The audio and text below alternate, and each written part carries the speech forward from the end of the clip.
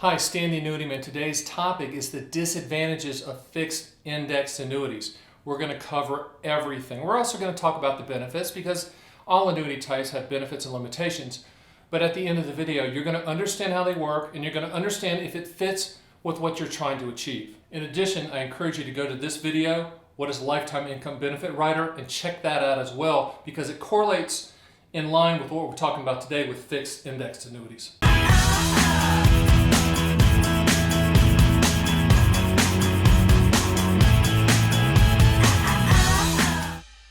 Okay, we have a lot to cover on fixed index annuities, so I'm going to go over, what is a fixed index annuity, how does it work, what does it solve for, the limitations and benefits. At the very end, I'm also going to talk about how it fits in your portfolio, and even if you might not even need one after you get all the information, which is fine. You need to make sure you understand the limitations and benefits and how these things work before you pull the trigger and put one in your portfolio. Also, too, at the end of this video, hang in there with me because I'm going to tell you how to get a free book that I've written on fixed index annuities and also a free book on income riders that I'll give to you for free. So what is a fixed indexed annuity? It was designed in 1995 to compete with CD returns. You need to understand that. CD returns, not the market, not how it's pitched, not how you see it on TV, the Bad Chicken Dinner seminars, that Saturday morning radio show that sounds too good to be true.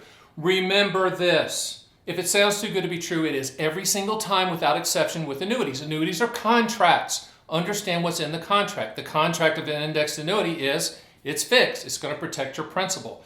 The upside gains, if any, are based on a call option, and we'll talk about that a little bit more in depth, but it's limited. And historically, it's going to create CD-type returns. Are there anomaly years where it does better? Of course, but the blended returns, you should expect CD-type returns. So that's a fixed indexed annuity. Before we get to the disadvantages and the limitations of an indexed annuity, let's kind of talk a little bit more about how they work, how the sausage is made, for lack of a better phrase. In essence, it's a fixed annuity. Now, the gains are attached to an index call option, typically on the S&P 500, not including dividends. But let's just say, for instance, you bought it on April 7th, and the next year, April 7th, you get to lock in any gains, if any. I mean, there might not be, but if there are any gains up to that cap or limitation that the annuity company puts in place, which, by the way, they can change at their discretion and typically change every year.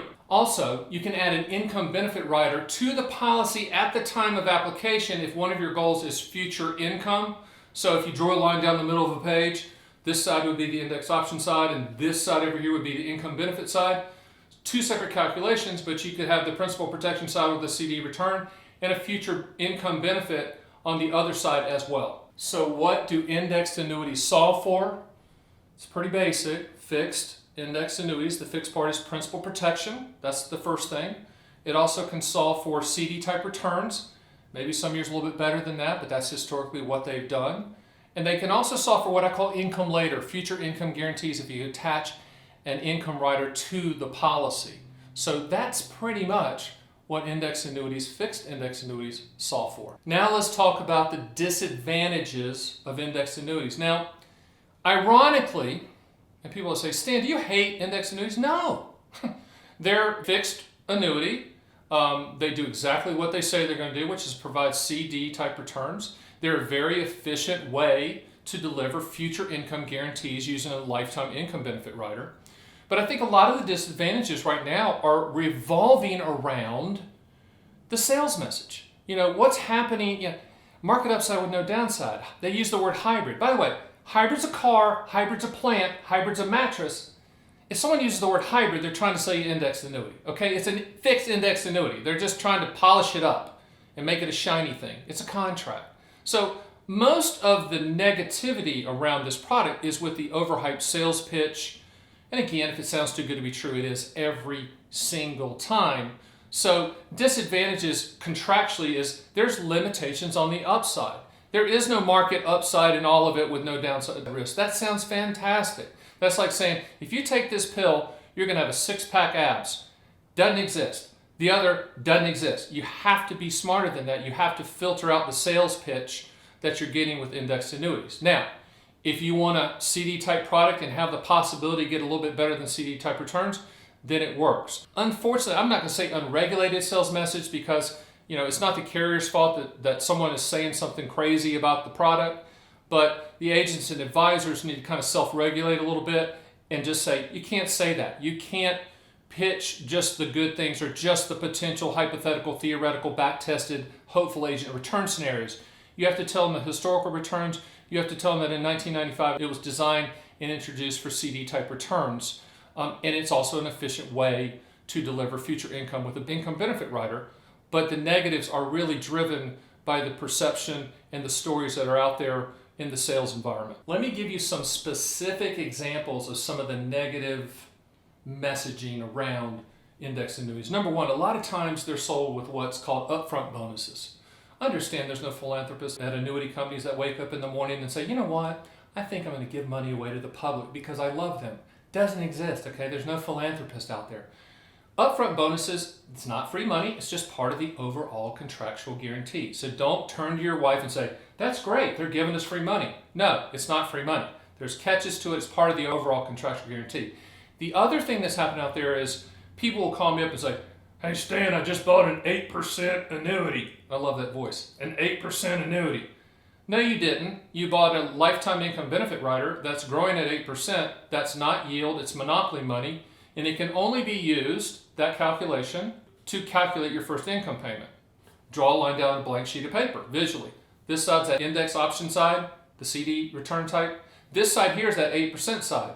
No, Jimmy Carter's not in office. There's no 8% CDs, there's no 8% yield, okay? But your income amount grows by 8% every year. You can't peel off the interest, you can't cash it in, you can't transfer it. You can only use this to calculate your first income payment when you decide to turn on the income stream. But too many times people think that that's yield. It's not yield. Nothing wrong with it when you understand how it works, but Jimmy Carter's not back in office. There's no 8% out there. A couple of other negatives, perceived negatives out there. Number one, the annuity companies can change the rules on how the index option gains are calculated. I mean, that could be good and bad for you, right? But you have to understand that. Also, on these options, like for instance, if there's a call option on the S&P 500, that is not including dividends. And that's a big deal. Why? Because historically, over 50% of the returns of the S&P 500 are dividend based.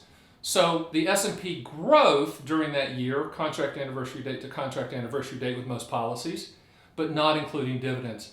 Key point to understand, and a negative limitation. And finally, I think one of the bigger limitations, but you just kind of need to know about it, when you buy a fixed index annuity and you attach an income rider to it.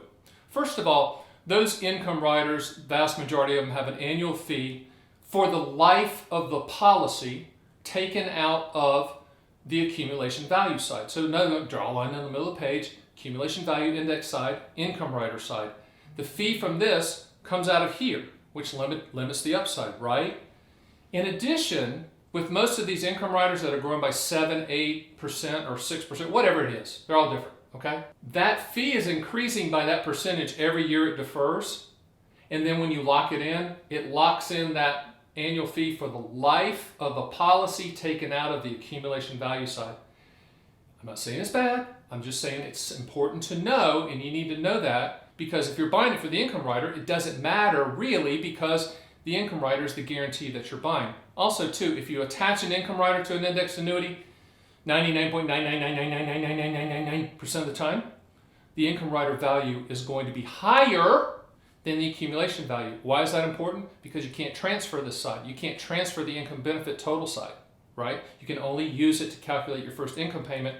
It's a very, very savvy way for those big annuity companies with the big buildings to hold on to your money, because you got to turn on the lifetime income stream to access that total amount. So let's talk about the advantages, the positives, the benefits of fixed index annuities. Number one, they're principal protected. You're never going to lose money, and that's a good thing. Number two, any type of gains from that index option strategy, even though they're limited, they're locked in permanently, so they're never going to go below that amount. I like that. You have some liquidity provisions with most of them. You can typically take out 10% of your money out for liquidity if needed. If you do that, it does interrupt some of the guarantees, like if you have an income benefit rider attached. So you have to understand that. But at the end of the day, they're not bad products. They're enhanced CD products, and you have to understand how they work. but in combination with your other safe money type strategies, a fixed index annuity might work for you, and it certainly might work if you need future income and you shop all the income riders and find out that best contractual guarantee for you as well. Hey, thanks for hanging in there with me. At the first part of this video, I told you if you hung in there this long and got all this information, I'd give you my books, and I'm going to hold myself to that. So one of the books I'm going to send you is the Fixed Index Annuity Owner's Manual.